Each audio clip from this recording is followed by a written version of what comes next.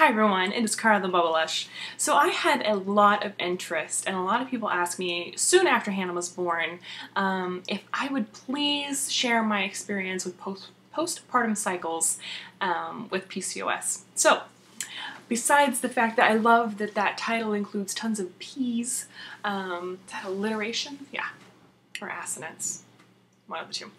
I thought it'd be good to share. So, because I was kind of interested in how this was going to work, and obviously everyone is different, I'm just sharing my experience. So, Hannah was born September 19th, and I have been breastfeeding her this whole time. I work 3 days a week. I work Tuesday, Wednesday, Thursday, during which time I pump 3 times while I'm gone, and she gets breast milk, and then when I'm home at night and on the weekends, I have a 4-day weekend, she nurses on demand. I tell you this because I think it's your cycles will be different if you breastfeed than if you don't. So Hannah, while I am a working mom, she's basically breastfed on demand. So yeah.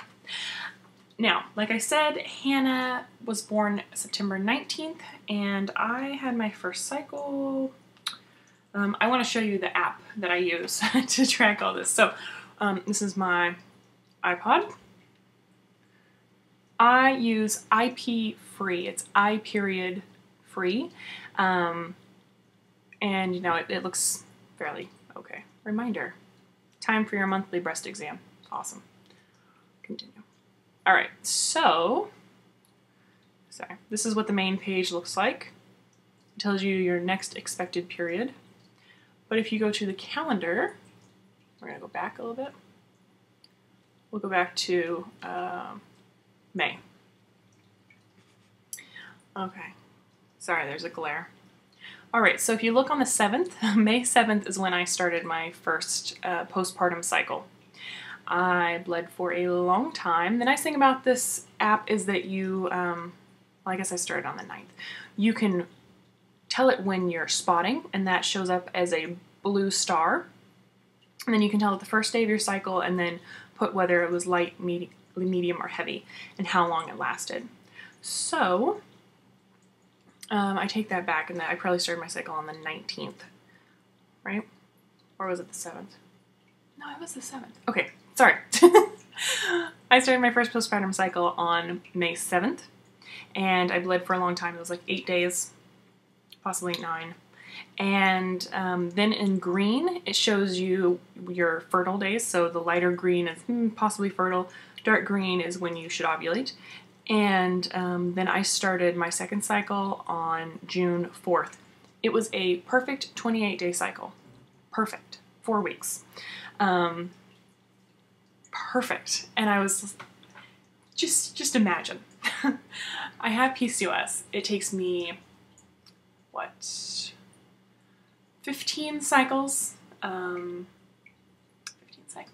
cycles. It takes me 15 months, 11 cycles, 7 of which, something, are medicated. So it takes me a long time to conceive my daughter. And then the first cycle out of the gate is a perfect 28-day cycle. And in my head, I'm thinking, I don't want to say it out loud, but I think I might be cured. It's possible. Might just be cured. So, just to prove that I should have knocked on wood, why didn't I knock on wood? Let's look back. I started on June 4th. We'll go forward to June. Let's get where you guys can see it. Now, do you see all the blue little stars in the middle of each day? Every day where there's a blue star, and that's the majority of the days in June, is a day where I was bleeding or spotting. Sorry about the TMI, but whatever. That's a lot. It's a lot. And I was basically, I think the full flow was like 5 days or something like that. But I spotted just about every day in June. And it was miserable. It was miserable. So that was my second cycle. And my third cycle just started on July 10th. So we're kind of in the middle of that. because my second cycle was so crazy, I don't know what to expect for this cycle. So far, it seems to be, you know, the bleeding seems to be normal. It's full flow. It's not kind of this weird spotting thing, so that is comforting, I guess. Yeah. So, anyway, then there is this summary tab down here. And when you click summary, there we go. It tells you my next expected period is August 11th. My average cycle length is 32 days. That's because even though that first cycle was a beautiful 28-day cycle, this cycle 2 was really crazy and kind of a little too long. And it tells you the average duration of your period, so how many days on average you bleed, and Apollo, of course. And then it tells you your cycle history. So it tells you the first day, May 7th, June 4th, July 10th. Sorry. The, you know, how long you bled and how long your cycle was. 28 days, 36 days. So this app, so far, it's a little awkward sometimes when you want to go back and change, because since I was spotting so much in June, I thought I might have started earlier, but I didn't.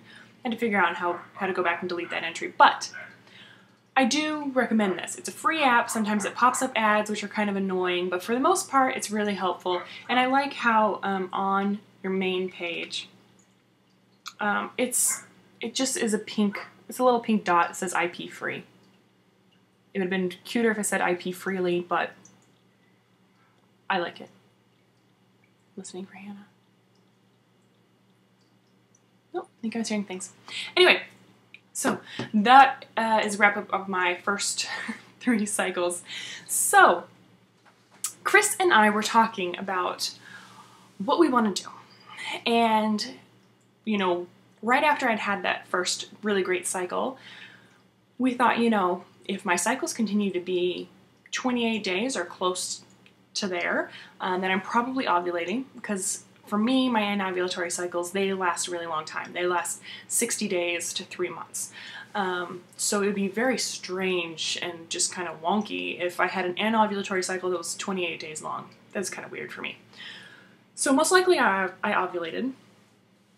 And if I was continuing to ovulate, which I would monitor, I guess, with OPKs or with my temperature, then we were fine with trying to conceive naturally for like 6 months, as long as my cycles were normal.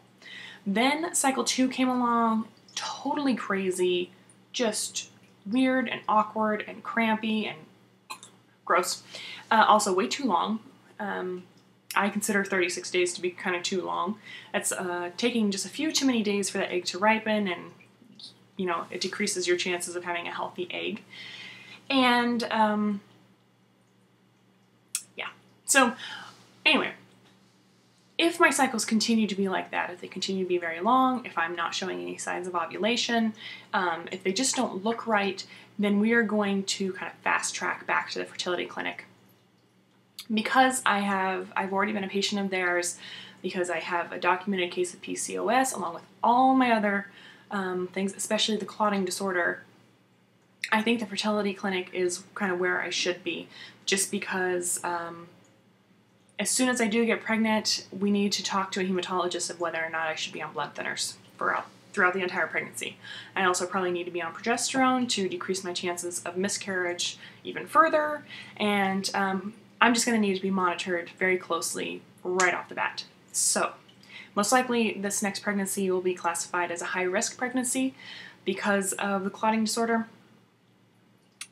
Yeah, and because I am looking at having a VBAC, I'm probably not going to be able to work with the midwives and will instead have to work with, you know, an OBGYN or a maternal fetal specialist, something.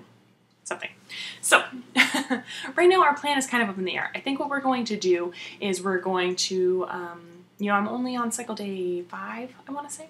But when I get closer to like cycle day 10, I think I'm going to start monitoring for signs of ovulation. If I do end up ovulating this cycle, we're probably going to try. And, you know, if it doesn't work, that's fine. It would be crazy if we conceived on the first cycle. Absolutely crazy. We're not expecting to, but might as well try. And if this cycle goes really long, then I will definitely be calling the fertility clinic, and we're going to probably try to get in before Hannah's first birthday.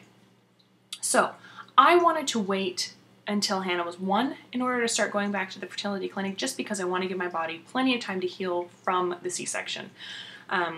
Like I've said multiple times, I want to have a VBAC because Chris and I want to have a large family. We want to have at least 3 kids, maybe 4, maybe more. So I want to reduce the number of C-sections I have, just because I don't want to have repeat C-sections. So I want to also reduce the risk of uterine rupture. So I'm going to make a whole different video later on about VBACs and trying to conceive after a C-section, because I think it is a valid topic, but I want to do some more research. But anyways, just so you know, that is kind of one of the fears in my mind, which is why I've been waiting to conceive. It has nothing to do with how far I want Hannah spaced out. It has nothing to do with, I want her to be a certain age. It is purely just because of the C-section. If I had had Hannah vaginally, we would probably have been starting to try back in May. So, let's see, is there anything else? Oh, also, I go back to work full-time, 4 days a week instead of 3 days a week. Sorry, because I had the TV pause too long. In September, when Hannah turns 1, because my FMLA runs out. So it's going to be even harder to get into the clinic for appointments and stuff. So if I can try to get in there and get on the calendar now-ish, maybe later this month, I think it's just going to be easier for me to fit in with my schedule, because my goal is to take as little time off of work as possible, because I want to start saving up my vacation time, for the next pregnancy. So I hope that helps. That is my recap of my postpartum cycle so far. Again, I'm on cycle 3 right now. It's just started, and kind of our plans, as wishy-washy as they are, but it really all depends on kind of what pattern my cycles start taking. I have one really good cycle and one kind of weird cycle, and it just kind of depends on which camp cycle 3 lands in as to how soon we seek help from a fertility specialist. So anyways,